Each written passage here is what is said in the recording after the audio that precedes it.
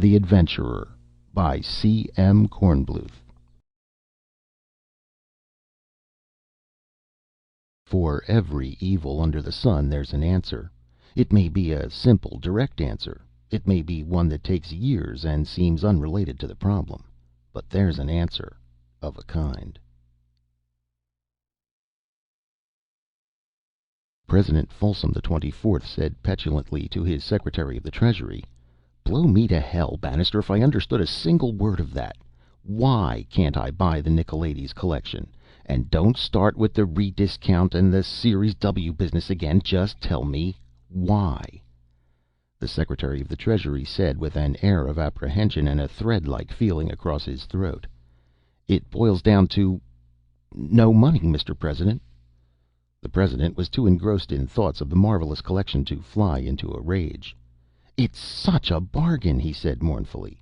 "An archaic Henry Moore figure, really too big to finger, but I'm no culture snob, thank God, and 15 early Morrisons, and I can't begin to tell you what else."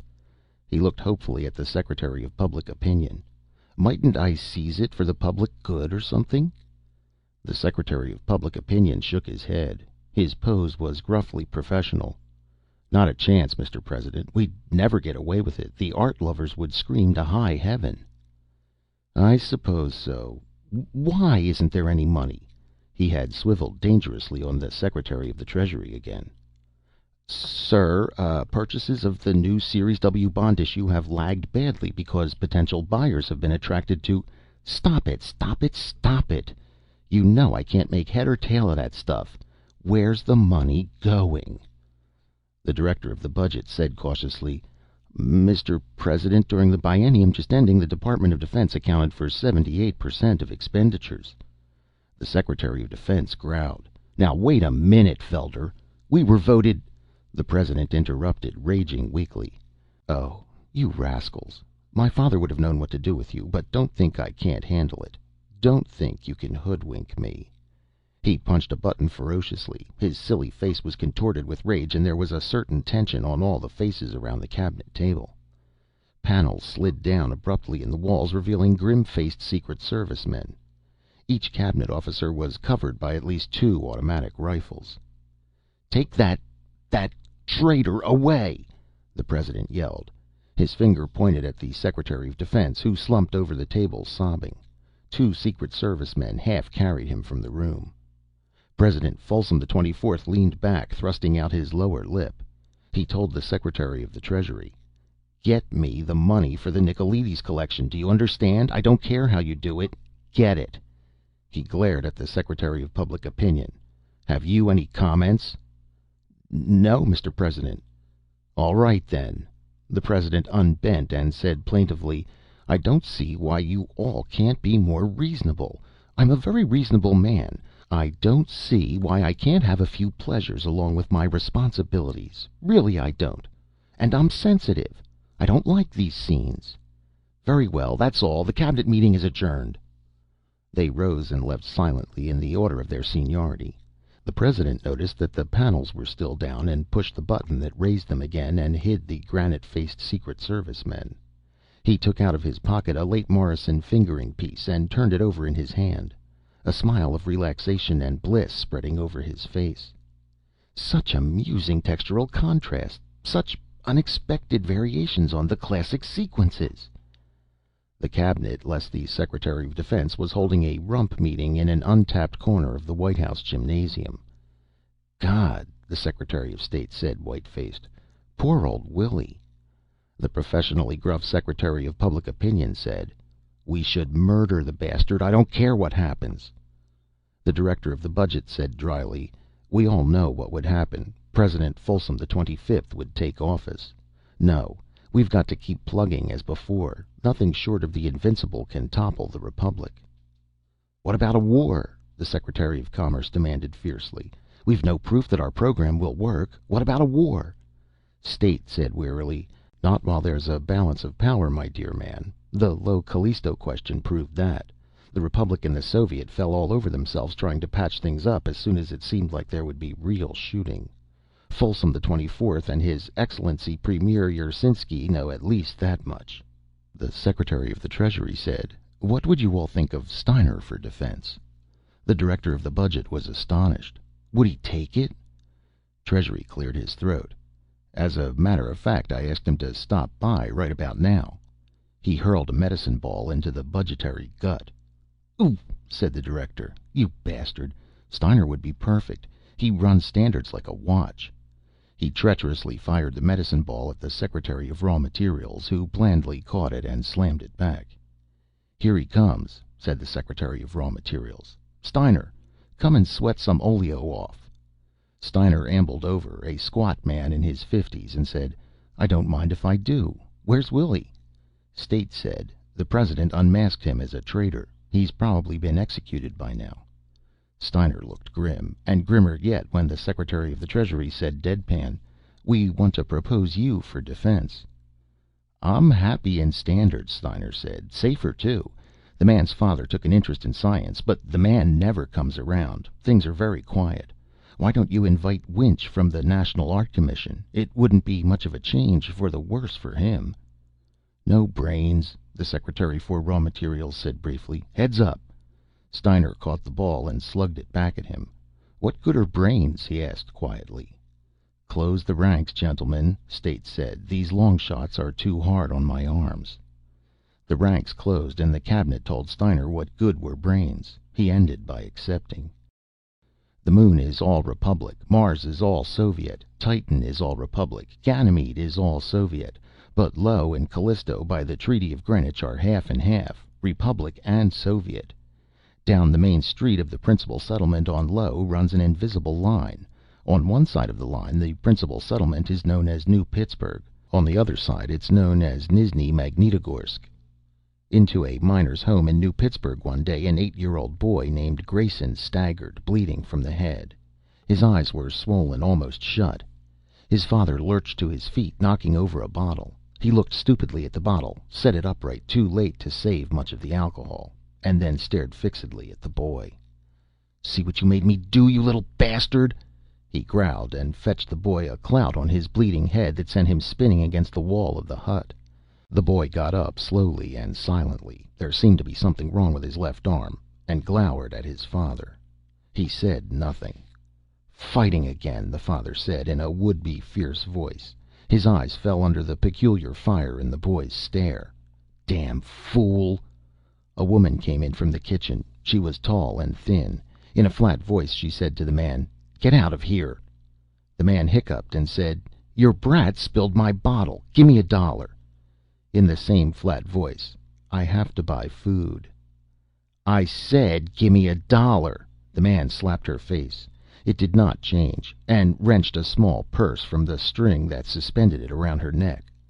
The boy suddenly was a demon, flying at his father with fists and teeth. It lasted only a second or two. The father kicked him into a corner where he lay, still glaring, wordless and dry-eyed. The mother had not moved, her husband's hand-mark still red on her face when he hulked out, clutching the money bag.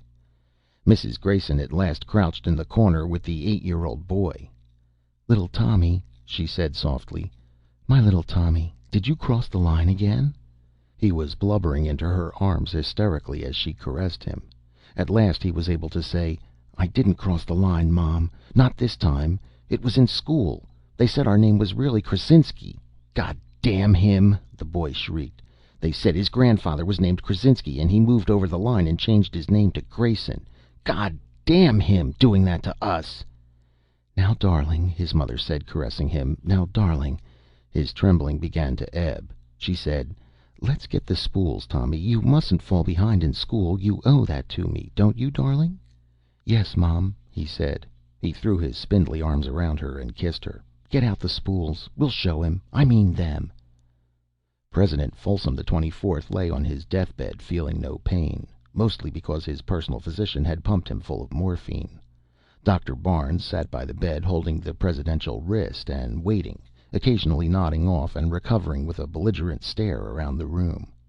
The 4 wire service men didn't care whether he fell asleep or not.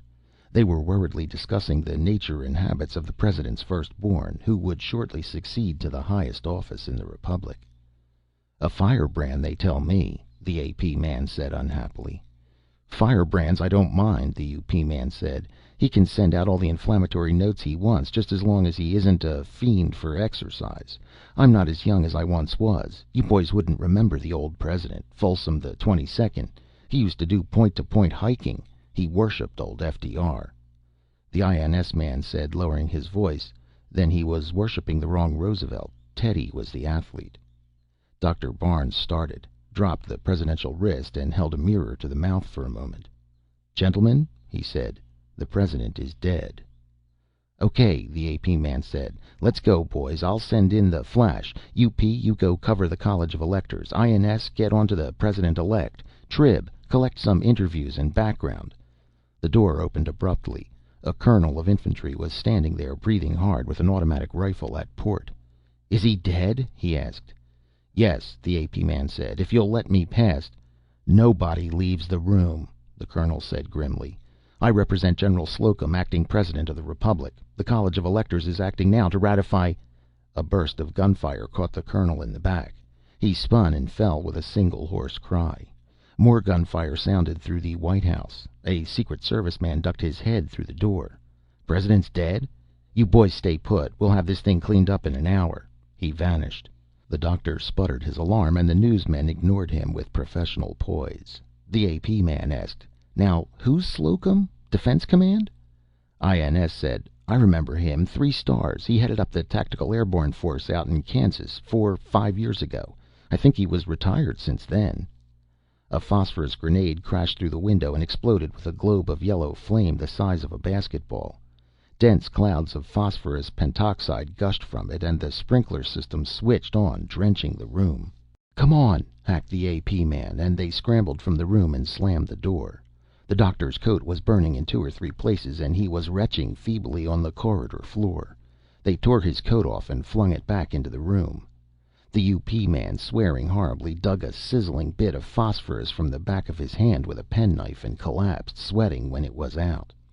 The INS man passed him a flask, and he gurgled down half a pint of liquor. "Who flang that brick?" he asked faintly. "Nobody," the AP man said gloomily. "That's the hell of it. None of this is happening. Just the way that Taft the Pretender never happened in '03. Just the way the Pentagon Mutiny never happened in '67. '68, the UP man said faintly. "It didn't happen in '68, not '67. The AP man smashed a fist into the palm of his hand and swore.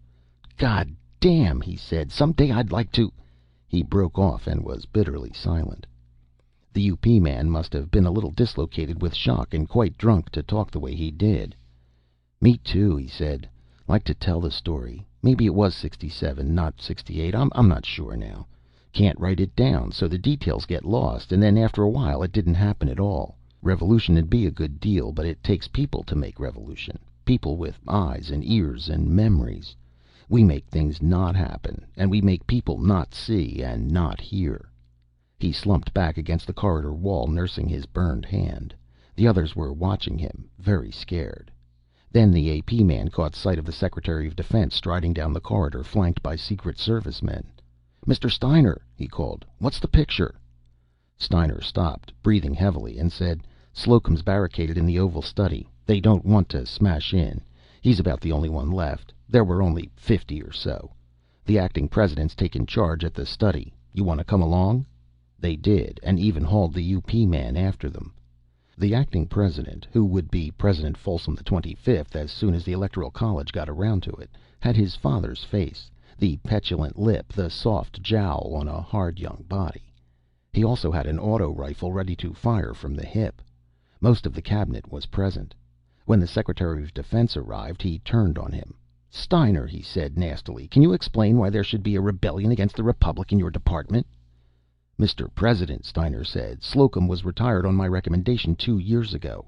It seems to me that my responsibility ended there, and security should have taken over." The President-elect's finger left the trigger of the auto rifle, and his lip drew in a little. "Quite so," he said curtly, and turned to the door. "Slocum," he shouted, "come out of there. We can use gas if we want." The door opened unexpectedly, and a tired-looking man with 3 stars on each shoulder stood there, barehanded. "All right," he said drearily. "I was fool enough to think something could be done about the regime, but you fat-faced imbeciles are going to go on and on and—" The stutter of the auto rifle cut him off.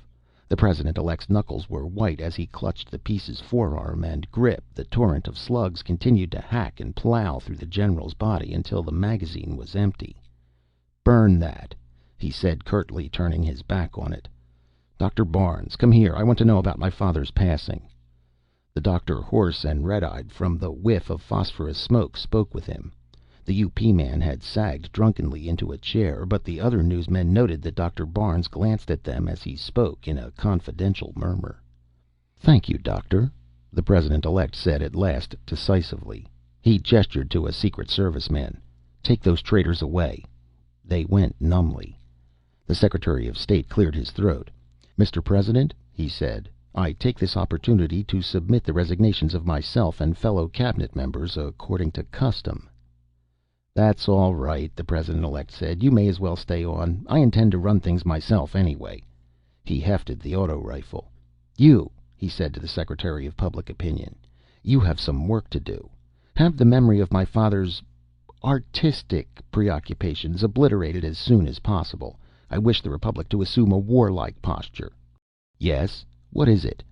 A trembling messenger said, "Mr. President, I have the honor to inform you that the College of Electors has elected you President of the Republic. Unanimously." Cadet Fourth Classman Thomas Grayson lay on his bunk and sobbed in an agony of loneliness. The letter from his mother was crumpled in his hand. "Prouder than the words can tell of your appointment to the Academy, darling. I hardly knew my grandfather, but I know that you will serve as brilliantly as he did, to the eternal credit of the Republic. You must be brave and strong for my sake." He would have given everything he had, or ever could hope to have, to be back with her and away from the bullying, sneering fellow cadets of the Corps. He kissed the letter and then hastily shoved it under his mattress as he heard footsteps. He popped to a brace, but it was only his roommate Ferguson. Ferguson was from Earth and rejoiced in the lighter lunar gravity, which was punishment to Grayson's low-bred muscles. "Rest, mister." Ferguson grinned. "Thought it was night inspection." "Any minute now. They're down the hall. Let me tighten your bunk or you'll be in trouble." Tightening the bunk, he pulled out the letter and said cavishly, "Aha! Who is she?" and opened it. When the cadet officers reached the room, they found Ferguson on the floor being strangled black in the face by spidery little Grayson. It took all three of them to pull him off. Ferguson went to the infirmary and Grayson went to the commandant's office. The commandant glared at the cadet from under the most spectacular pair of eyebrows in the service. "Cadet Grayson," he said, "explain what occurred." "Sir, Cadet Ferguson began to read a letter from my mother without my permission." "That is not accepted by the Corps as grounds for mayhem. Do you have anything further to say?" "Sir, I lost my temper. All I thought of was it was an act of disrespect to my mother, and somehow to the Corps, and the Republic, too. That Cadet Ferguson was dishonoring the Corps." Bourgeois, the commander thought. A snow job, and a crude one. He studied the youngster. He had never seen such a brace from a low-bred fourth classman. It must be torture to muscles not yet toughened up to even lunar gravity. 5 minutes more and the boy would have to give way, and serve him right for showing off. He studied Grayson's folder. It was too early to tell about academic work, but the fourth classman was a bear, or a fool, for extra duty. He had gone out for half a dozen teams and applied for membership in the exacting math club and writing club. The commandant glanced up. Grayson was still in his extreme brace. The commandant suddenly had the queer idea that Grayson could hold it until it killed him. 100 hours of pack drill, he barked, to be completed before quarter term. Cadet Grayson, if you succeed in walking off your tours, remember that there is a tradition of fellowship in the Corps which its members are expected to observe. Dismissed. After Grayson's steel-sharp salute and exit, the commander dug deeper into the folder. Apparently there was something wrong with the boy's left arm, but it had been passed by the examining team that visited Low. Most unusual, most irregular, but nothing could be done now about it. The president, softer now in body than on his election day and infinitely more cautious, snapped. "It's all very well to create an incident, but where's the money to come from? Who wants the rest of Low anyway? And what will happen if there's war?" Treasury said, The hoarders will supply the money, Mr. President. A system of percentage bounties for persons who report currency hoarders, and then enforced purchase of a bond issue. Raw Materials said, "We need that iron, Mr. President. We need it desperately." State said, "All our evaluations indicate that the Soviet Premier would consider nothing less than armed invasion of his continental borders as occasion for all-out war. The Consumer Goods Party in the Soviet has gained immensely during the past 5 years, and of course their armaments have suffered. Your shrewd directive to put the Republic in a warlike posture has borne fruit, Mr. President." President Folsom XXV studied them narrowly. To him, the need for a border incident culminating in a forced purchase of Soviet low did not seem as pressing as they thought. But they were, after all, specialists, and there was no conceivable way that they could benefit from it personally. The only alternative was that they were offering their professional advice, and that it would be best to heed it. Still, there was a vague, nagging something. Nonsense, he decided. The spy dossiers on his cabinet showed nothing but the usual. One had been blackmailed by an actress after an affair and railroaded her off of the earth. Another had a habit of taking bribes to advance favorite sons in civil and military service, and so on. The Republic could not suffer at their hands. The Republic and the dynasty were impregnable. You simply spied on everybody, including the spies, and ordered summary executions often enough to show that you meant it, and kept the public ignorant, deaf, dumb, blind, ignorant. The spy system was simplicity itself. You had only to let things get as tangled and confused as possible, until nobody knew who was who. The executions were literally no problem, for guilt or innocence made no matter. And mind control, when there were 4 newspapers, 6 magazines, and 3 radio and television stations, was a job for a handful of clerks. No, the cabinet couldn't be getting away with anything. The system was unbeatable. President Folsom XXV said, "Very well. Have it done." Mrs. Grayson, widow of New Pittsburgh Low, disappeared one night. It was in all the papers and on all the broadcasts. Some time later she was found dragging herself back across the line between Nizhny Magnitogorsk and New Pittsburgh in sorry shape.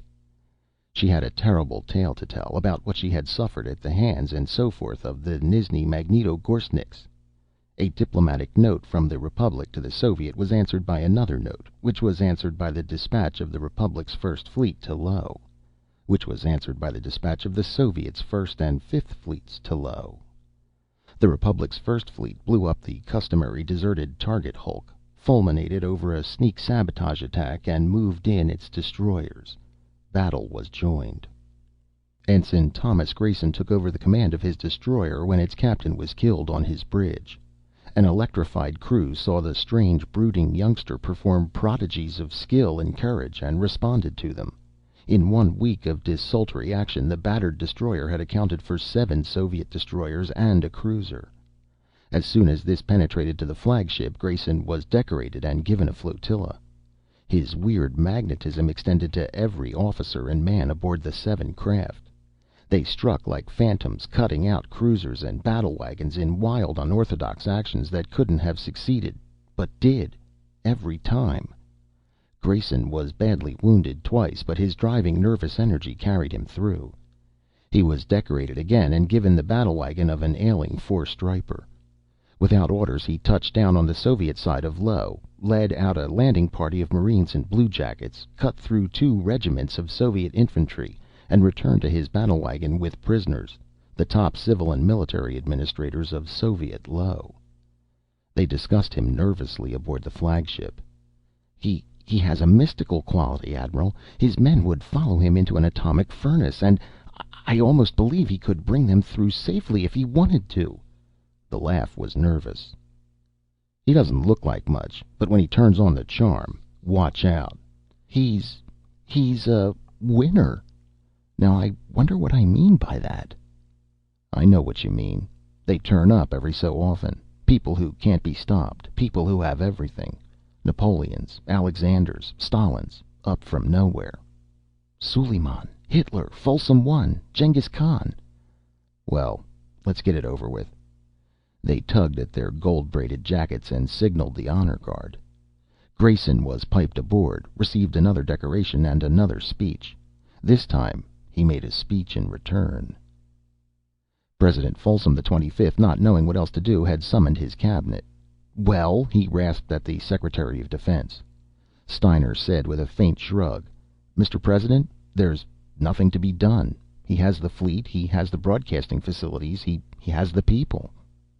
"People!" snarled the President. His finger stabbed at a button and the wall panels snapped down to show the Secret Service men standing in their niches. The finger shot tremulously out at Steiner. "Kill that traitor!" he raved. The chief of the detail said uneasily, "Mr. President, we were listening to Grayson before we came on duty. He says he's de facto president now." "Kill him! Kill him!" the chief went doggedly on. "And we liked what he had to say about the Republic, and he said citizens of the Republic shouldn't take orders from you, and he'd relieve you." The President fell back. Grayson walked in, wearing his plain ensign's uniform and smiling faintly. Admirals and 4 stripers flanked him. The chief of the detail said, "Mr. Grayson, are you taking over?" The man in the ensign's uniform said gravely, "Yes. And just call me Grayson, please. The titles come later. You can go now." The chief gave a pleased grin and collected his detail. The rather slight, youngish man who had something wrong with one arm was in charge. Complete charge. Grayson said, "Mr. Folsom, you are relieved of the presidency. Captain, take him out and—" He finished with a whimsical shrug. A portly 4-striper took Folsom by one arm. Like a drugged man, the deposed president let himself be led out. Grayson looked around the table. "Who are you, gentlemen?" They felt his magnetism, like the hum when you pass a power station. Steiner was the spokesman. "Grayson," he said soberly, "we were Folsom's cabinet. However, there is more that we have to tell you, alone if you will allow it." "Very well, gentlemen." Admirals and captains backed out, looking concerned. Steiner said, "Grayson, the story goes back many years. My predecessor, William Malvern, was determined to overthrow the regime, holding that it was an affront to the human spirit. There have been many such attempts. All have broken up on the rocks of espionage, terrorism, and opinion control, the 3 weapons which the regime holds firmly in its hands. Malvern tried another approach than espionage versus espionage, terrorism versus terrorism, and opinion control versus opinion control. He determined to use the basic fact that certain men make history, that there are men born to be mold breakers.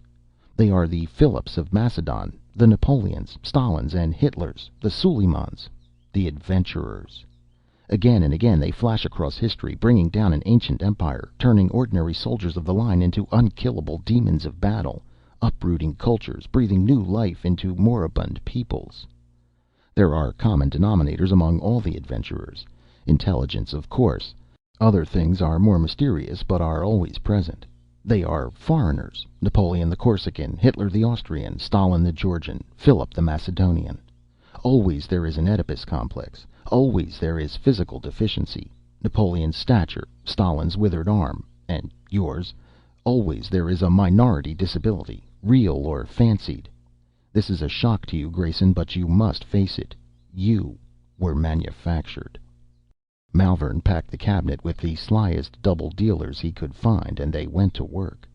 86 infants were planted on the outposts of the Republic in simulated family environments. Your mother was not your mother, but one of the most brilliant actresses ever to drop out of sight on Earth. Your intelligence, heredity, was so good that we couldn't turn you down for lack of a physical deficiency. We withered your arm with gamma radiation. I hope you will forgive us. There was no other way. Of the 86, you are the one that worked. Somehow the combination for you was minutely different from all the other combinations, genetically or environmentally, and it worked. That is all we were after. The mold has been broken. You know now what you are. Let come whatever chaos is to come. The dead hand of the past no longer lies on—" Grayson went to the door and beckoned. 2 captains came in. Steiner broke off his speech as Grayson said to them, "These men deny my godhood. Take them out and—" He finished with a whimsical shrug. "Yes, your divinity. said the captains, without a trace of humor in their voices. End of The Adventurer